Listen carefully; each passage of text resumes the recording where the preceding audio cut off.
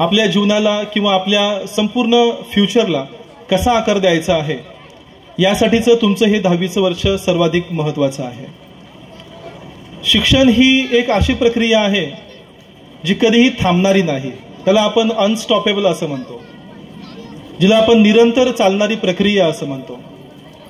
विद्यार्थी हा आईच्या गर्भामध्ये जेव्हा त्याची वाढ होत असते, शिक्षण ही अशी प्रक्रिया आहे की गर्भापासून तर मृत्यूपर्यंत ही शिक्षण नावाची प्रक्रिया चालत असते. आणि त्याच्यामुळेच याला आपण अनस्टॉपेबल किंवा निरंतर असं म्हणलेलं आहे. या निरंतर चालणाऱ्या प्रक्रियेमध्ये, शिक्षण प्रक्रियेमध्ये, या शिक्षण प्रक्रियेचा आपण भाग बनत आहोत. पण जे आपण शिक्षण घेत आहोत ते शिक्षण कशासाठी आपण घेत आहोत, या शिक्षणाचा माझ्या जीवनामध्ये, माझ्या भविष्यासाठी नेमका काय फायदा होणार आहे, याची कुठलीही विचारसरणी किंवा याची कुठलाही छोटासा विचार विद्यार्थ्यामध्ये नाही, त्यांच्या पालकामध्ये नाही आणि काही प्रमाणामध्ये शिक्षकामध्ये सुद्धा नाही. कारण मुळामध्ये आपण शिक्षण का घेत आहोत हे बघणं फार महत्त्वाचं आहे. कारण भारतीय विचारसरणीमध्ये शिक्षण म्हणजे फक्त नोकरी मिळवणे, फक्त नोकरी मिळवणे. आजपर्यंत जगामध्ये अनेक फिलॉसॉफर लोक होऊन गेले, ज्या लोकांनी शिक्षणाच्या असंख्य व्याख्या केल्या. परंतु या कुठल्याच व्याख्येमध्ये शिक्षण म्हणजे केवळ नोकरी मिळवणे असं कुठेही तुम्हाला पाहायला मिळणार नाही. एज्युकेशनल फील्डमधला एक सर्वात मोठा फिलॉसॉफर होऊन गेला, त्याचं नाव होतं प्लेटो. त्याने सुद्धा अशी व्याख्या केली की शिक्षण म्हणजे सर्वांगीण विकास. सर्वांगीण विकास म्हणजे काय हे आपण जरा समजून घेणं गरजेचं आहे. इथे जे काही पालक बसले असतील त्या पालकांना माझी खरंच तळमळीची विनंती आहे की आपण ज्या सध्या परिस्थितीमध्ये आपण जीवन जगत आहोत, मग आपला मुलगा सुद्धा किंवा आपलं पाल्य सुद्धा तसं जीवन जगलं पाहिजे का? तर नाही. कारण आपण ज्या हाल अपेष्टा सहन केलेल्या आहेत, आपण जे काबाड कष्ट केलेलं आहे, त्या संपूर्ण हाल अपेष्टामधून, त्या संपूर्ण काबाड कष्टामधून मी माझ्या लेकराला बाहेर काढणं गरजेचं आहे, असा विचार तुमच्या सर्वांच्या मनामध्ये येणं अपेक्षित आहे.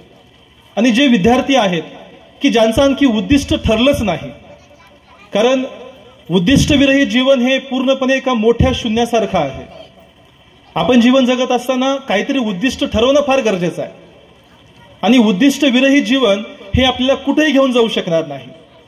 म्हणून आपल्याला काय जीवनामध्ये काय बनायचं आहे, आपल्याला काय, कुठला बिझनेस करायचा आहे, आपल्याला कुठली नोकरी मिळवायची आहे, या सगळ्या गोष्टीची विचार, या सगळ्या गोष्टींचा थोडासा तरी अंदाज आपण या वयामध्ये असताना बांधणं गरजेचं आहे.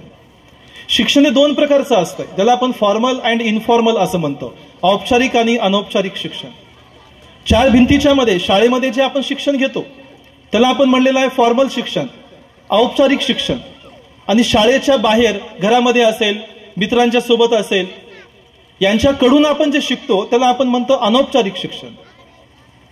आणि हे दोन्ही शिक्षण जोपर्यंत आपण आपल्या जीवनामध्ये त्यांना समाविष्ट करून घेणार नाही, तोपर्यंत आपण जीवनामध्ये काहीही चांगलं करू शकणार नाही. कारण हे जे युग आहे, हे युग पूर्णपणे स्पर्धेचं युग आहे. आणि या स्पर्धेच्या युगामध्ये टिकायचं असेल तर आपण शिक्षण रूपी हे जे काही एक विपण आहे, जे शस्त्र आहे, ते आपल्याकडे असणं गरजेचं आहे. आता शिक्षणाचा अर्थ किंवा शिक्षण म्हणजे केवळ नोकरी हे जे समीकरण आहे, हे मुळामध्ये बदलणं फार गरजेचं आहे. कारण हा विषय नाही, ही पालकांची मानसिकता आहे. सर्व पालकांना, सगळ्यांना असं वाटतंय की माझं लेकरू शिकल्याच्या नंतर त्याला कुठेतरी चांगली नोकरी मिळणं गरजेची आहे. जर आपण विचार केला या संपूर्ण आपल्या सिस्टीमचा, आज आपला भारत देश मागच्या वर्षी लोकसंख्येमध्ये टॉपवरती जाऊन पोहोचलेला आहे. इतके वर्ष भारत देश लोकसंख्येमध्ये 2nd नंबरला होता. 1st नंबरला कुठला देश होता रे? सांगा बरं याचं उत्तर. जगामध्ये लोकसंख्येमध्ये आतापर्यंत 1 नंबरला कुठलं राष्ट्र होतं? चीन राष्ट्र होतं. आता चीनला सुद्धा आपण मागे टाकलं होतं. चीनपेक्षा सुद्धा आपली लोकसंख्या ही जास्त झालेली आहे.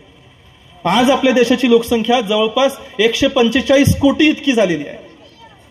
आणि 3 नंबरला जो देश आहे अमेरिका नावाचा, त्या देशाची लोकसंख्या फक्त 40 कोटी लोकसंख्या आहे. म्हणजे त्यांच्यामध्ये आणि आपल्यामध्ये जवळपास 100 कोटीचा डिफरन्स आहे. आणि जर आपण थोडासा विचार केला, अभ्यास केला, आपण जे सध्या राष्ट्र बघतो, जगामध्ये जवळपास 175-185च्या आसपास देश आहेत आणि त्यापैकी बरेचसे वेस्टर्न कंट्रीज जे पाश्चिमात्य देश आहेत ते सहसा विकसित राष्ट्र आहेत, ते प्रगत राष्ट्र आहेत. आमचा भारत देश कसा राष्ट्र आहे? कोण सांगेल? सांगा 10वीचे विद्यार्थी. आपला भारत देश कसला राष्ट्र आहे? विकसनशील राष्ट्र आहे, प्रगतशील राष्ट्र आहे. आणि मी जेव्हा 4वी-5वीला होतो तेव्हापासून हेच वाक्य मी ऐकत आहे की भारत देश हा कसा राष्ट्र आहे? विकसनशील राष्ट्र आहे. आणि मी तुम्हाला सांगेन आणखी ठाम विश्वासाने की जेव्हा तुम्ही मोठे व्हाल तेव्हा तुम्हाला सुद्धा असं लक्षात येईल की तेव्हा सुद्धा आमचा भारत देश कसा असणार आहे? विकसनशीलच असणार आहे. आमचा भारत देश कधीही विकसित राष्ट्रांच्या यादीमध्ये जाऊन बसणार नाही. का बसणार नाही याचा विचार करणं फार गरजेचं आहे. भारताचे दिवंगत राष्ट्रपती डॉक्टर APJ अब्दुल कलाम, सर्वांना त्यांचं नाव माहिती असेल. राष्ट्रपती लेवलचा माणूस, एक सायंटिस्ट माणूस. तो जगामध्ये 2 सर्वात मोठ्या अंतराळ संशोधन संस्था आहेत. त्यापैकी एक आहे नासा, जी अमेरिकेचं काम करते, आणि दुसरी आहे आपल्या इंडियामधली ISRO, ISRO, Indian space research organisation. या इस्रो मधला हा सायंटिस्ट माणूस डॉक्टर APJ अब्दुल कलाम, त्यांना असं वाटलं की इसवी सन 2010 मध्ये भारत देश हा जागतिक महासत्ताक राष्ट्र बनणार आहे. कधी? इसवी सन 2010 मध्ये. आज इसवी सन 2024 चालू आहे. 14 वर्षाच्या नंतर सुद्धा आपण त्या महासत्ताक नावाच्या शब्दाच्या जवळ सुद्धा गेलो नाही. म्हणजे जर आपण त्याचा थोडासा विचार केला की यांना असं का वाटलं असेल की भारत देश 2010 मध्ये जागतिक महासत्ताक किंवा आर्थिक केंद्र बनणार आहे या संपूर्ण जगाचं, याचं एकमेव रिझन असं आहे की ज्या देशामध्ये सर्वाधिक तरुणांची संख्या असेल तो देश या संपूर्ण विश्वावरती राज्य करतो. आणि हे आजपर्यंतचा इतिहास सांगतो आपल्याला. आणि योगायोगाने 2010 मध्ये फक्त एकट्या भारत देशामध्ये जवळपास 65 ते 70 कोटी हे तरुणांची संख्या होती. यामध्ये आणखी तुम्ही 10 कोटी प्लस करा या मागच्या 10-15 वर्षामध्ये. म्हणजे एका अमेरिका नावाच्या प्रगत देशाची जेवढी लोकसंख्या आहे त्या लोकसंख्येच्या आणखी आपण 10 ते 15 कोटी प्लस मध्ये केवळ आपल्या तरुणांची संख्या होती. आणि कलामांना असं वाटलं होतं की या देशामध्ये किंवा या इयरमध्ये, या वर्षामध्ये आमचा भारत देश या संपूर्ण जगावरती राज्य करेल. पण असं झालं का मित्रांनो? अजिबात नाही झालं. का नाही झालं? कारण आमच्या भारत देशामध्ये जे तरुण आहेत ते तरुण आपल्या देशाला पुढे घेऊन न जाता ते केवळ त्यांच्याच मध्ये मग्न आहेत, व्यस्त आहेत. भारताच्या विकसित होण्याला जर काही अडथळे निर्माण झाले असतील तर त्यापैकी सर्वात मोठा अडथळा आहे तो म्हणजे वाढती लोकसंख्या. त्या वाढत्या लोकसंख्येमध्ये तरुणांच्या मध्ये असलेली व्यसनाधीनता. आजचे आमचे तरुण एवढे व्यसनाधीन झालेले आहेत. आताच मुंडे सरांनी सांगितलं की व्यसन हे किती चुकीचं आहे. त्यामुळे व्यसनापासून जर आपण थोडंसं अलिप्त राहण्याचा प्रयत्न केला तर नक्कीच आपण 2010 तर ते वर्ष निघून गेलेलं आहे. पण याच्यानंतर केव्हा तरी आपण जर आपल्याला वेळ भेटला किंवा जर आपण चांगली प्रगती केली तर नक्कीच आपण सुद्धा या भारत देशाला एक जागतिक महासत्ताक राष्ट्र बनवू शकतो. फक्त लोकसंख्येमध्ये आपण पुढे आहोत, बाकीच्या अनेक गोष्टीमध्ये आपण खरंच खूप पाठीमागे आहोत. कारण जर आपण इतर देशांचा विचार केला, या इतर देशांच्या तुलनेमध्ये आपण खरंच खूप पाठीमागे आहोत. मागच्या 2 वर्षामध्ये मला 2 वेळा ऑस्ट्रेलिया जाण्याचा योग आला. तिथं माझी बहीण असते ऑस्ट्रेलियामध्ये. तिथे गेल्याच्या नंतर मी एवढा अवाक झालो तिथली शिक्षण पद्धती वगैरे बघून. त्या देशामध्ये जेव्हा लहान बाळ रांगायला सुरू होतंय 6 महिन्याचं किंवा वर्षाचं झाल्याच्या नंतर, त्या लहान बाळाला एका रूम मध्ये आणून ठेवतात. त्या रूम मध्ये असंख्य खेळणी तिथं पडलेली असतात. पण लहान बाळ काय करतंय, जेव्हा त्या खेळण्याच्या रूम मध्ये जाऊन तिथं बसतंय, बसल्याच्या नंतर ते निरीक्षण करते अगोदर लहान बाळ की यापैकी या 100 खेळण्यापैकी सर्वात माझी आवडती खेळणी कोणती आहे. मग ते 1 मिनिट 2 मिनिट जरा ते ऑब्झर्व केल्याच्या नंतर ते लहान बाळ काय करते, त्याला जी आवडती खेळणी आहे ते निवडण्याचा किंवा ते घेण्याचा तो प्रयत्न करतो. आणि त्या रूमच्या बाहेरून सगळे इन्स्ट्रक्टर असतील, सगळे एज्युकेटर असतील किंवा सगळे पॅरेंट्स वगैरे असतील, हे सगळे बाहेरून बघत असतात की हे लहान बाळ कुठली वस्तू उचलेल. मग 2-4 मिनिटाच्या नंतर जेव्हा ते लहान बाळ ती एखादी वस्तू उचलतो फॉर एक्झाम्पल एखादं विमान असेल, एखादी कार असेल किंवा कुठलं एखादं खेळणं असेल. मग जेव्हा ते लहान बाळ ती खेळणे उचलतंय, ती वस्तू उचलतंय, तेव्हा लगेच डिसाईड केलं जातं की त्या लहान बाळाला याच्यामध्ये सर्वात जास्त इंटरेस्ट आहे आणि आपण त्याला त्याच्यामधलंच करिअर करायला आपण दिलं पाहिजे. कारण ते देश करिअर ओरिएंटेड देश आहेत. कारण त्या देशातील जे काही शासन आहे, प्रशासन आहे, त्यांना असं वाटतं की आमच्या देशातील हे जे लेकरं आहेत, हे जे नागरिक आहेत, हे शिकले तरच आमच्या देशाचा विकास होणार आहे. दुर्दैव असं आहे की आपण म्हणजे आपल्या देशातल्या कुठल्याही राज्यकर्त्याची किंवा कुठल्याही प्रशासनाची किंवा शासनाची अशी मानसिकता नाही की आमच्या देशातला प्रत्येक जो काही नागरिक आहे तो अतिशय चांगलं शिक्षण घेतला पाहिजे, असं अजिबात त्यांना वाटत नाही. कारण त्यांना माहिती आहे जर चांगलं शिक्षण घेतला तर तो आपल्या आडवं येणार आहे, तो आपला विरोध करणार आहे. त्याच्यामुळे अशा विद्यार्थ्यांना आपण शिक्षण द्यायचंच नाही.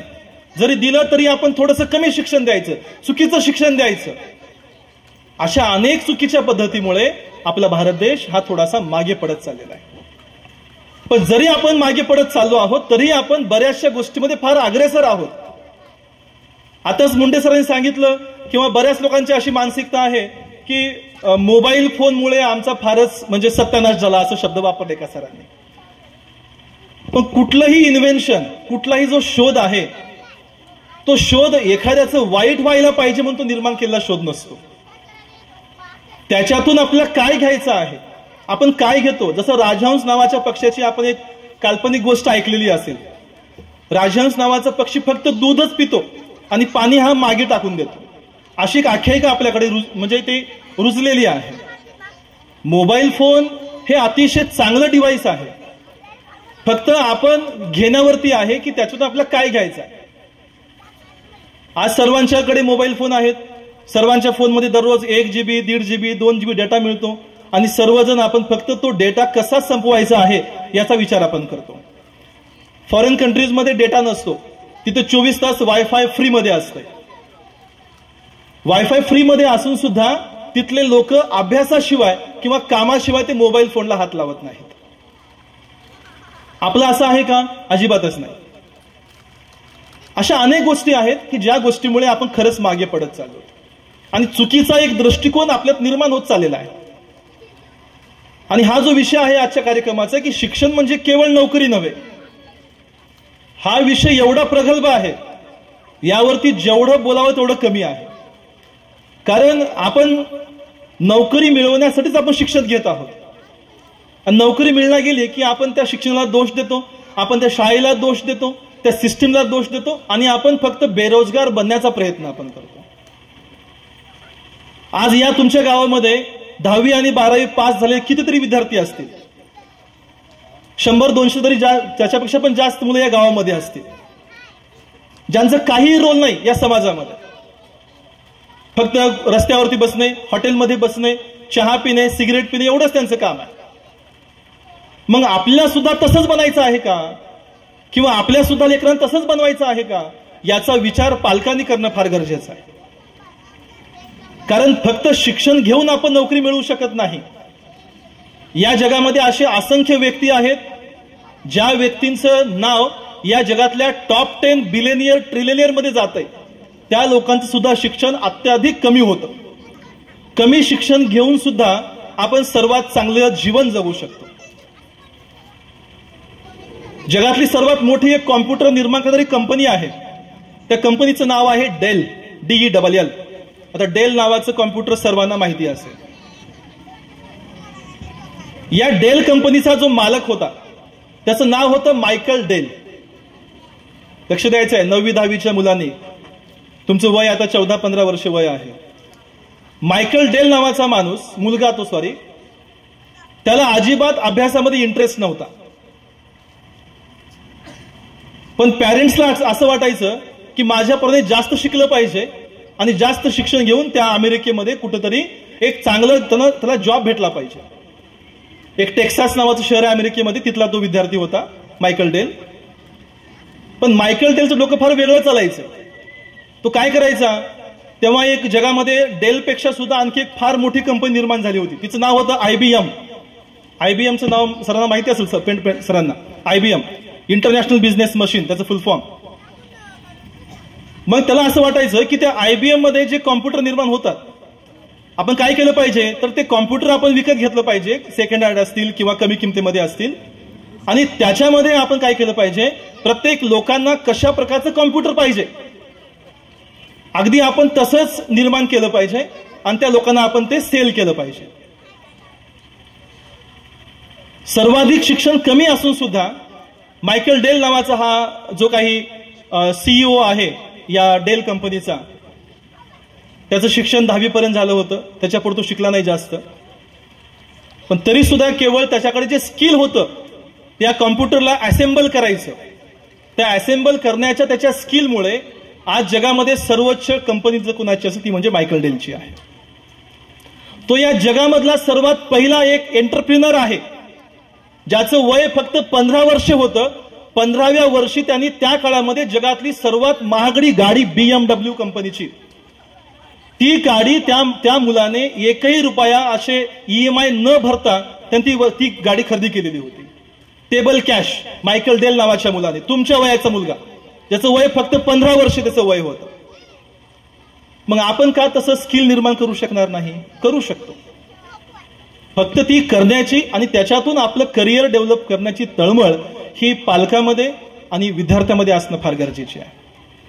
आता कार्यक्रम सुरू होण्याच्या अगोदर मला वाटतंय झडपी शाळेच्या 2 मुली ते महिषासूर मर्दिनीचं एक स्तोत्र म्हणत होत्या. ते स्तोत्र एवढं अवघड आहे तरी सुद्धा त्या 2 मुलींनी अतिशय म्हणजे सुंदर पद्धतीने ते पाठ करून आणि तशाच म्हणजे चांगल्या आवाजात त्यांनी ते म्हणण्याचं काम केलं होतं. मग शाळांना त्यांच्या पालकांना समजलं पाहिजे की आमच्या लेकरांचा इंटरेस्ट कशामध्ये जास्त आहे आणि त्या इंटरेस्टवर आधारितच त्यांना शिक्षण देणं फार गरजेचं आहे. सर्वोच्च शिक्षण घेऊन सुद्धा आज अनेक लोक बेरोजगार म्हणून आहेत आणि अल्प शिक्षण घेऊन सुद्धा अनेक लोक आज अतिशय मोठ्या पदावर जाऊन पोहोचलेले आहेत. आता मुलांनी काही 4-5 लोकांची नावं घेतले जे काही क्रिकेटर होते किंवा बॉलिवूड मधले ऍक्टर वगैरे होते. या सर्वांचं शिक्षण बिलो SSC आहे. विराट कोहली 9वी नापास आहे, आपण 9वी पास आहोत. मग हुशार कोण आहे, तुम्ही का विराट कोहली? आपण. केवळ त्याच्याकडे जे स्किल आहे क्रिकेट खेळण्याचं आणि त्या स्किलमुळेच त्या माणसाला आज एवढा नावलौकिक मिळालेला आहे.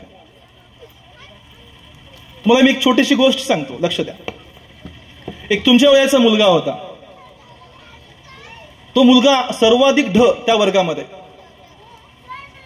दररोज त्या शाळेमधले हेडमास्टर त्या मुलाच्या आईला शाळेमध्ये बोलून घ्यायचे आणि सूचना द्यायच्या की थोडंसं त्याचा घरी अभ्यास करत चला, तो फारच ढ आहे, तो वारंवार नापास होतो परीक्षेमध्ये आणि तो वारंवार नापास होत असल्यामुळे आमच्या शाळेचं जे रेप्युटेशन आहे ते आता हळूहळू खराब व्हायला लागलेलं आहे. त्याची आई त्या मुलाला घरी जाऊन सांगायची अभ्यास कर अभ्यास कर, पण ते मुलगा काय ऐकायला तो नावच घेत नव्हता. मग एके दिवशी शाळा पण कंटाळली. शाळेच्या हेडमास्टरने तिच्या आईला बोलून घेतलं आणि सांगितलं की तुम्ही तुमच्या मुलाचा जो काही TC आहे तू ते TC घेऊन तू घरी घेऊन जायचं आहे आता, कारण तुझा मुलगा एवढा ढ आहे आणि तो वारंवार त्या परीक्षेत नापास होतो आणि तो वारंवार नापास होत असल्यामुळे या शहरामध्ये जे आमचं रेप्युटेशन आहे या शाळेचं ते अतिशय म्हणजे लो लेवलला जाऊन बसत चाललेलं आहे. त्या आईने खूप विनवणी केली त्या हेडमास्टरला, पण हेडमास्टर काही केलं ऐकायला तयार नव्हते. शेवटी त्या आईने त्या मुलाचा दाखला घरी घेऊन आला. आता घरी TC घेऊन आल्याच्या नंतर आता मुलाला पण प्रश्न पडला की आई शाळेमध्ये कसं काय आलेली होती, कारण आपण पण तसा विचार करतो बऱ्याच वेळा. जेव्हा आपले पॅरेंट्स शाळेमध्ये येतात तेव्हा आपण लगेच घरी जाऊन विचारतो की कसं काय तुम्ही आला होता शाळेमध्ये वगैरे. मग जेव्हा त्या मुलाने त्याच्या आईला प्रश्न विचारला की तू कसं काय शाळेमध्ये आली होतीस आणि तुझ्या हातामध्ये कागद हे कसला आहे, तेव्हा त्या मुलाची आई म्हणते की अरे तुझ्या शाळेतल्या हेडमास्टरने मला शाळेत बोलवून घेतलं होतं. रिझन असं होतं की यांचं असं म्हणणं आहे की तुमचा मुलगा एवढा हुशार आहे आणि त्या एवढ्या हुशार मुलाला शिकवण्यासाठी आमच्याकडे कुठलाही शिक्षक अवेलेबल नाही आणि म्हणून तुम्हाला माझी नम्र विनंती आहे की तुम्ही काय करा की तुम्ही या शाळेतून त्याचं ऍडमिशन कॅन्सल करा आणि कुठेतरी दूर दुसऱ्या राज्यामध्ये एक मोठी शाळा आहे आणि त्या शाळेत तुम्ही त्याचं ऍडमिशन घ्या, कारण तिथंच त्याला शिकवणारे अतिशय प्रोग्रेसिव्ह तिथं शिक्षक त्याला मिळतील. आता आईला माहिती होतं खरं रिझन काय आहे ते, पण आईला वाटलं की जर आपण खरं रिझन सांगितलं ते आपल्या मुलाला तर या मुलाचं मानसिक संतुलन बिघडेल. आईने खूप विचार केला. पालकांची सुद्धा जबाबदारी असते आपल्या लेकरांच्या जडणघडणीमध्ये. बरेच दिवस गेले. आई त्याला घरी शिकवू लागली. त्याला कुठल्या शाळेत त्याला ऍडमिशन मिळत नव्हतं. आईने त्याला घरी शिक्षण दिलं आणि एके दिवशी त्या मुलाने एक फार मोठा शोध लावला. ज्या शोधामुळे आज हे माईक चालू आहे, ज्या शोधामुळे हे कूलर चालू आहे, ज्या शोधामुळे या पृथ्वीवरचा संपूर्ण अंधकार नष्ट झाला, त्या मुलाचं नाव होतं Thomas Alva Edison. Thomas Alva Edison नावाच्या मुलाला शाळेतून बाहेर हाकलून देण्यात आलं होतं, ते केवळ त्याच्या निर्बुद्ध असल्यामुळे. मग त्यांच्यापेक्षा तरी कितीतरी पटीने जास्त बुद्धिमत्ता तुमच्याकडे आहे. त्यामुळं आपण सुद्धा एडिसन पेक्षा सुद्धा मोठं बनू शकतो, हे कुठेतरी आपण विचार केला पाहिजे आणि त्याच्यातून आपण काहीतरी आपल्या जीवनाला योग्य तो आकार देण्याचा प्रयत्न केला पाहिजे. तूच आहेस तुझ्या जीवनाचा शिल्पकार. आपल्याला कोणीही मदत करणार नाही स्वतःचं भवितव्य घडवण्यासाठी. जोपर्यंत आपण स्वतः नदीमध्ये पडणार नाही तोपर्यंत आपण अजिबात पोहायला शिकणार नाही. आणि म्हणूनच या सगळ्या गोष्टींचा जर आपण विचार केला तर आपण शिक्षणाच्या बरोबरच जे स्किल आहेत, जे कौशल्य आहेत, या स्किलला सुद्धा थोडंसं इम्पॉर्टन्स देणं फार गरजेचं आहे. 10वीच्या नंतर अनेक असे स्किल बेस्ड काही डिप्लोमाज आहेत की ज्याच्या साहाय्याने आपण आपलं करिअर डेव्हलप करू शकतो. त्यामुळे विद्यार्थ्यांच्या मध्ये, आपल्या लेकरांच्या मध्ये जे सुप्त गुण आहेत ते सुप्त गुण पालकांना, शिक्षकांना ओळखताना फार गरजेचं आहे. आणि ते ओळखल्याच्या नंतरच केवळ फक्त एक प्रवाह आहे म्हणून 10वी शिकवायचं आहे, 12वी शिकवायचं आहे, ग्रॅज्युएशन शिकवायचं आहे, हे असं शिकून त्याचा फायदा होणार नाही. पालकांनी आपल्या पाल्याची किती मोठी तो झेप घेऊ शकतो, तो या स्पर्धेत टिकू शकतो का टिकू शकणार नाही, याची जाणीव त्या पालकांना नक्की असते. पण तरीही केवळ समाजामध्ये राहण्यासाठी किंवा समाजामध्ये एक आपलं आम्ही किती मोठे आहोत हे दाखवून देण्यासाठी आपण काय करतो, या पाल्यांचं नुकसान आपण करतो. त्यामुळेच आपण त्या विद्यार्थ्यांच्या मध्ये जे काही सुप्त गुण आहे, जे काही कौशल्य आहेत, मग ते ड्रॉइंगचं असेल, पेंटिंगचं असेल, सिंगिंगचं असेल, डान्सिंगचं असेल, ड्रायव्हिंगचं असेल, या सगळ्या स्किलला आपण ओळखणं गरजेचं आहे. आणि त्या स्किलमध्ये आपण काहीतरी करिअर डेव्हलप करू शकतो का याचा विचार करणं सुद्धा तितकंच गरजेचं आहे. आज सर्वच पालकांना वाटतंय की माझं लेकरू हे एमपीएससी किंवा युपीएससी पास झालं पाहिजे, ही इच्छा आहे सर्व पालकांची. पण जर आपण सक्सेस रेशिओ बघितला एमपीएससीचा तर तो फक्त 0.001 आहे. म्हणजे 1000 विद्यार्थी एक्झाम देत असतील तर त्यातून फक्त एकच मुलगा प्री नावाची परीक्षा पास होतो. एवढा त्याचा कमी रेशिओ आहे पास होण्यापाठीमागचा. आज पुण्यासारख्या ठिकाणी असंख्य विद्यार्थी आहेत जे आज क्लासेस करत आहेत एमपीएससी, युपीएससीचे वगैरे, पण ते आणखी सक्सेस नाहीत. म्हणून आपण काय केलं पाहिजे तर आपल्याकडे जे स्किल आहे त्या स्किलचा थोडासा विचार केला पाहिजे, अभ्यास केला पाहिजे आणि या स्किलच्या माध्यमातून आपण कशा पद्धतीने आपण स्वतःचा विकास, कुटुंबाचा विकास, समाजाचा विकास करू शकतो हे बघणं फार गरजेचं आहे. मुळामध्ये शिक्षणाचा अर्थच असा आहे, शिक्षण म्हणजे केवळ उदरनिर्वाहाचं साधन नाही. शिक्षण म्हणजे काय आहे तर ज्या शिक्षणामुळे माणसाला जीवन जगण्याची कला अवगत होते ते म्हणजे शिक्षण आहे. त्यामुळे केवळ नोकरी मिळवणे हे त्याचं एकमेव उद्दिष्ट अजिबातच नाही. आपल्याला अतिशय चांगला नागरिक बनायचा असेल, उत्कृष्ट नागरिक बनायचा असेल, एक आदर्श नागरिक बनायचा असेल तर त्यासाठी शिक्षण फार महत्वाचं आहे. कारण अशिक्षित राहून, निरक्षर राहून आपण या तरी काळामध्ये चांगला नागरिक बनू शकत नाही. कारण सध्याचं जे ऍटमॉस्फिअर आहे ते फार दूषित आहे. मग या दूषित वातावरणामध्ये जर आपल्याला चांगलं आपलं आढळ स्थान निर्माण करायचं असेल तर आपण अगदी म्हणजे अतिशय चांगल्या पद्धतीचं शिक्षण घेणं फार गरजेचं आहे. त्यामुळं पालकांनी, विद्यार्थ्यांनी शिक्षणाचा उद्दिष्ट हे केवळ फक्त नोकरी मिळवणे एवढ्यापुरताच मर्यादित न ठेवता त्यातून आपण काहीतरी व्यवसायभूमिक शिकलं पाहिजे. आपण छोटासा बिझनेस आपण स्टार्टअप केला पाहिजे, याचा विचार सर्वांनी करावा.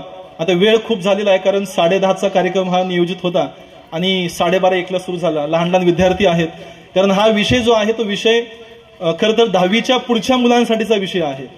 पण हे लहान लहान लेकरांना थोडंसं डोक्यावरून जात आहे. त्यामुळे मी माझं छोटंसं भाषण मी थांबवतो. संयोजकांनी, आयोजकांनी, या गावातील प्रतिष्ठित मंडळांनी मला बोलण्याची संधी दिली, त्याबद्दल मी सर्वांचा आभारी आहे. एवढं बोलून माझे मी 2 शब्द संपवतो. जय हिंद, जय भारत.